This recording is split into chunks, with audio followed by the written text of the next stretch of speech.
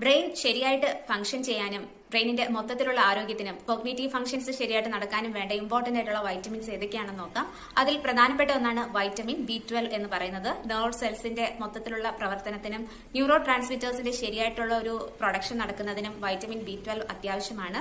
Vitamin B12 കുറഞ്ഞാൽ ഓർമ്മക്കുറവ് വരാനുള്ള സാധ്യത കൂടുതലാണ്.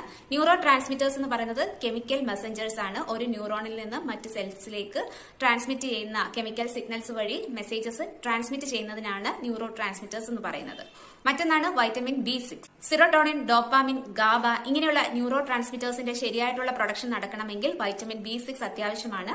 ഇത് ശരിയായിട്ടുള്ള പ്രൊഡക്ഷൻ നടന്നില്ലെങ്കിൽ മൂഡ് ചേഞ്ചസ് ഒക്കെ വരാനുള്ള സാധ്യത കൂടുതലാണ്. പെട്ടെന്ന് വിഷാദം, depression, mood variations, mood swings ഇങ്ങനെയൊക്കെ വരാനുള്ള ചാൻസ് കൂടുതലാണ്. മറ്റൊന്നാണ് വൈറ്റമിൻ D. കോഗ്നിറ്റീവ് ഫംഗ്ഷൻസ്, അതായത് ലേണിംഗ്, സ്പീക്കിംഗ്, മെമ്മറി, ഓർത്തെടുക്കാനുള്ള കഴിവ് ഇങ്ങനെയുള്ള കോഗ്നിറ്റീവ് ഫംഗ്ഷൻസ് ഒക്കെ ശരിയായിട്ട് നടക്കണമെങ്കിൽ വൈറ്റമിൻ D അത്യാവശ്യമാണ്. വൈറ്റമിൻ D കുറഞ്ഞാലും മൂഡ് സ്വിങ്സ് വരാനുള്ള ചാൻസ് കൂടുതലാണ്. മറ്റൊന്നാണ് വൈറ്റമിൻ B9, ഫോളേറ്റ് എന്നും പറയും. വൈറ്റമിൻ B9 കുറഞ്ഞു കഴിഞ്ഞാൽ DNA സിന്തസിസും റിപ്പയറും ശരിയായിട്ട് നടക്കില്ല. DNA സിന്തസിസിനും റിപ്പയറിനും വൈറ്റമിൻ B9 അത്യാവശ്യമാണ്.